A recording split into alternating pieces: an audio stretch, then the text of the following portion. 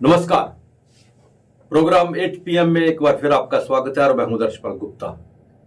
भारत के अंदर चुनाव जो है अंतिम दौर में पहुंच रहे हैं। 4 चरण के चुनाव हो चुके हैं और 3 चरणों के चुनाव बाकी हैं। और सबसे बड़ी बात यह है कि अब अगले चरण जो है जम्मू कश्मीर में उसका बहुत बड़ा प्रभाव पड़ेगा, खासकर राजौरी, अनंतनाग और बारामूला की सीट पर।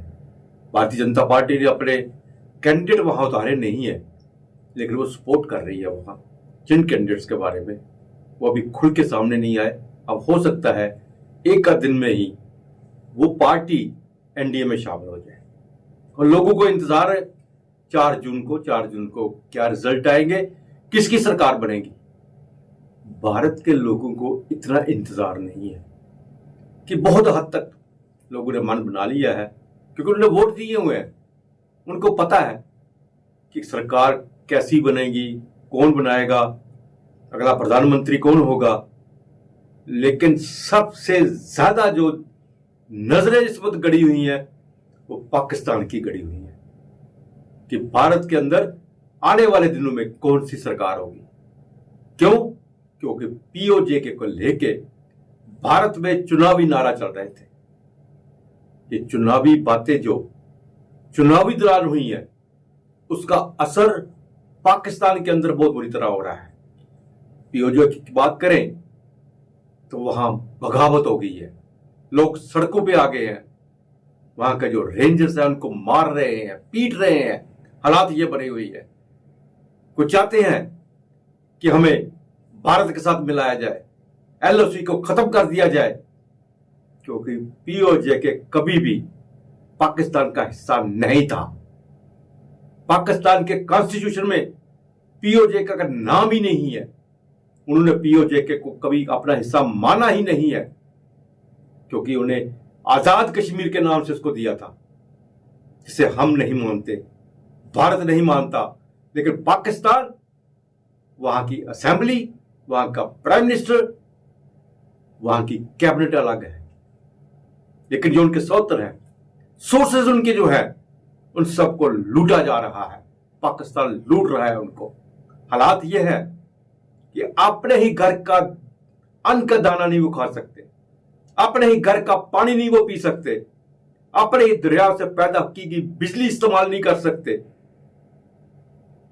जो चीज उन्हें 1 रुपए में मिलती है पाकिस्तान से होकर 20 रुपए में उनको मिलनी शुरू होगी।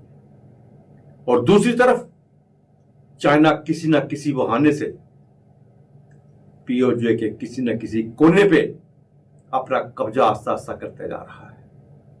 इन सब हालात को देखते हुए पीओजे के लोगों को यह समझ आ गई है कि हमारा साथ पाकिस्तान के साथ नहीं चल सकता। अगर यही हालात रहे तो पाकिस्तान भिखारी बना के रख देगा, क्योंकि अभी भी वहां के हालात ऐसे हैं, दाने दाने के लिए मोहताज है। 1-1 किलो आटे के लिए लंबी लंबी लाइनों में लगे होते हैं और मार कटाई चल रही है। बाकी चीजें तो छोड़ो, पर बार बार धम दिया जा रहा है कि हमारे पास परमाणु बम, वो परमाणु बम जो किसी काम के नहीं उसके। शायद अब समय आ गया है कि उनको भी बेचकर वो अपने पाकिस्तान में लोगों के सर पे चढ़े हुए कर्जे की कोई किस्त चुका सके। कर्जे की किस्त तो नहीं चुका सकेंगे, लेकिन उसका इंटरेस्ट की किस्त जो कुछ न कुछ चुका पाएंगे। हालात ये बनी हुई है। चुनाव भारत में है और हलचल पाकिस्तान में है। समझ गया है पाकिस्तान, पीओजे के समझ गया है कि हमें कश्मीर के नाम पर 70 साल लड़ाते रहे, क्या मिला?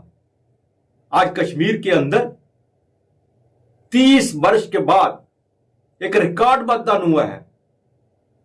कभी इससे पहले इतना मतदान नहीं हुआ। जब तक आप वहां पे मिलिटेंसी पाकिस्तान ने फैलाई रखी, 3, 4, 5, 6, 7% मतदान होता था। आज ओवरऑल 32 से 32 से ज्यादा गया है और कई कई कॉन्स्टिट्यूएंसीज में 50% से ज्यादा किया गया। वहां के लोग समझ गए हैं कि हमारा जो साथ है वो भारत के साथ, हम भारतीय हैं। यही बात पीओजे को समझ आ रही है कि हमारा भविष्य जो है वो भारत के साथ है, पाकिस्तान के साथ नहीं है। आने वाले दिनों में देखते हैं क्या असर पड़ता है, 4 जून को क्या नतीजे आते हैं और पाकिस्तान पर उसका क्या असर पड़ेगा। तो आइए अब नजर डालते हैं आज के समाचारों पर। लद्दाख लोकसभा सीट के लिए मतदान 20 मई को होना है। इस बर्फीले रेगिस्तान के दूरदराज गांव तक पहुंचना कोई आसान काम नहीं है। चुनाव आयोग सफलतापूर्ण चुनाव कराने के लिए पूरे जतन से जुटा हुआ है। प्रदेश के 9 मतदान केंद्र ऐसे हैं जहां मतदान कर्मचारियों को हेलीकॉप्टर से पहुंचाया जाएगा। इसमें लेह जिले के 6 और कारगिल के 3 मतदान केंद्र हैं। वायुसेना के हेलीकॉप्टर 16 मई से उड़ानें भरेंगे। लद्दाख निर्वाचन कार्यालय के अनुसार लेह जिले के दूरदराज इलाकों में बने मतदान केंद्रों में मतदान कर्मियों को पहुंचने के लिए 16 से 18 मई तक हेलीकॉप्टर उड़ान भरेंगे। वहीं कारगिल जिले में दूरदराज में 3 मतदान केंद्रों में 17 और 18 मई को हेलीकॉप्टरों से कर्मचारियों को पहुंचाया जाएगा। पोलिंग स्टाफ को पहुंचाने से पहले ट्रायल उड़ानें भी होंगी। लद्दाख के मुख्य निर्वाचन अधिकारी जितेंद्र एम मरालकर ने लेह में प्रशासन एवं वायुसेना के अधिकारियों के साथ बैठक कर प्रबंधों की समीक्षा की।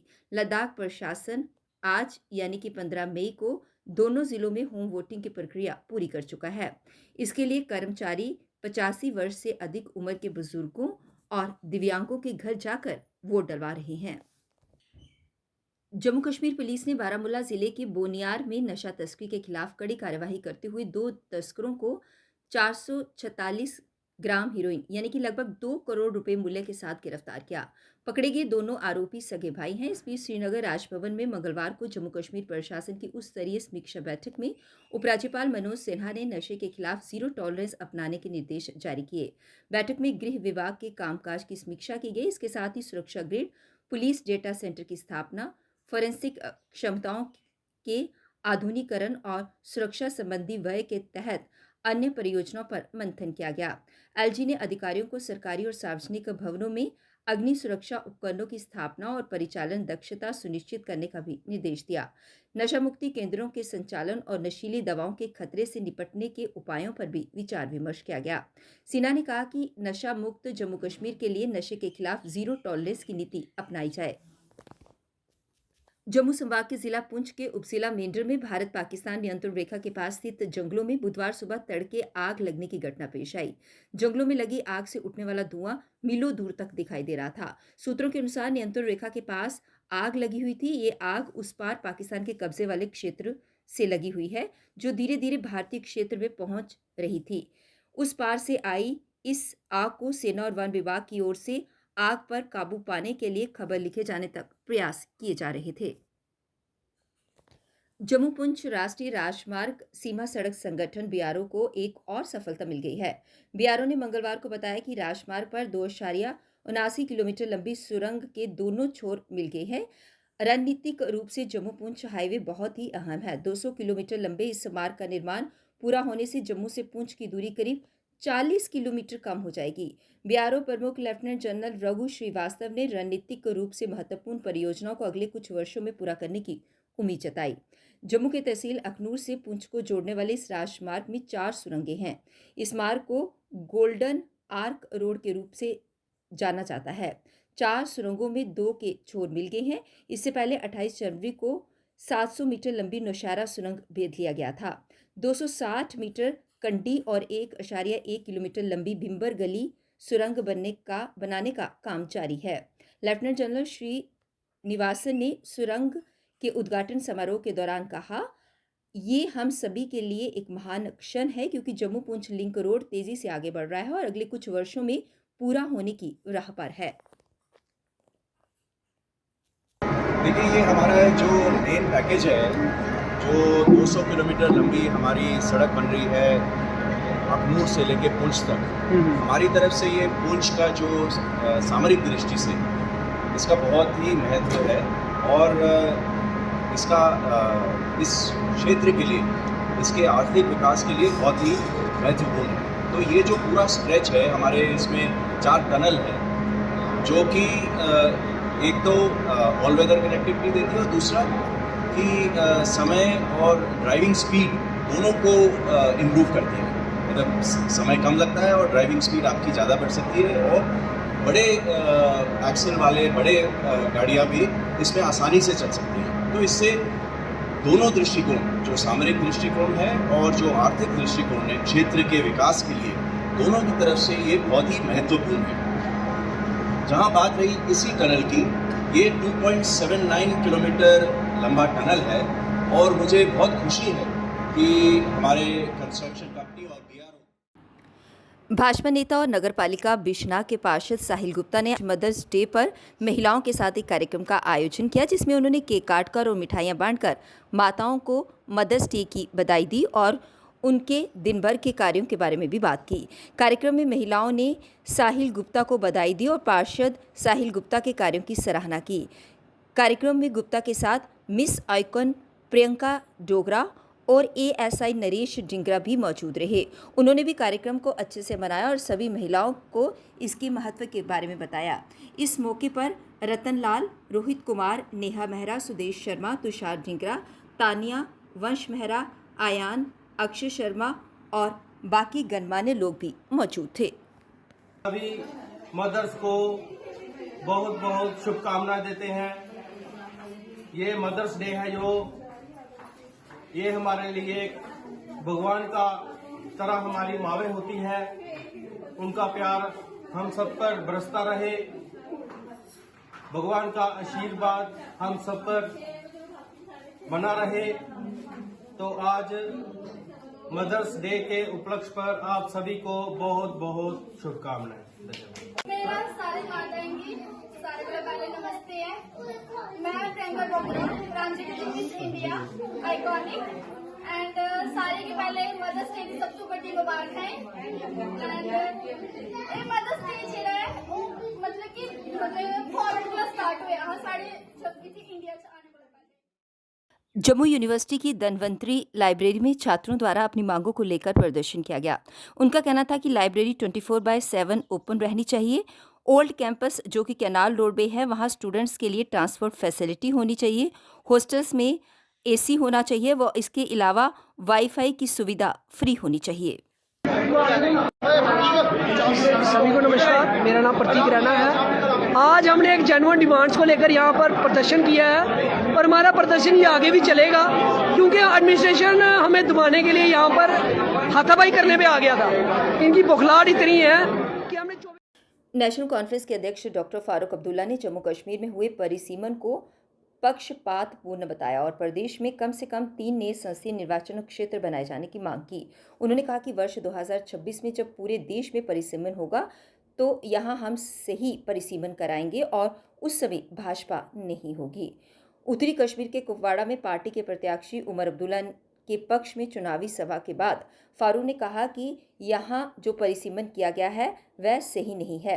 अनंतनाग को राजौरी से जोड़ा गया है जो किसी भी तरह से तर्कसंगत नहीं है। बेहतर होता कि बारामूला, कुपवाड़ा और बांदीपुरा के पिछड़े और LOC के साथ सटे इलाकों को जोड़कर उनका एक नया संसदीय निर्वाचन क्षेत्र बनाया जाता।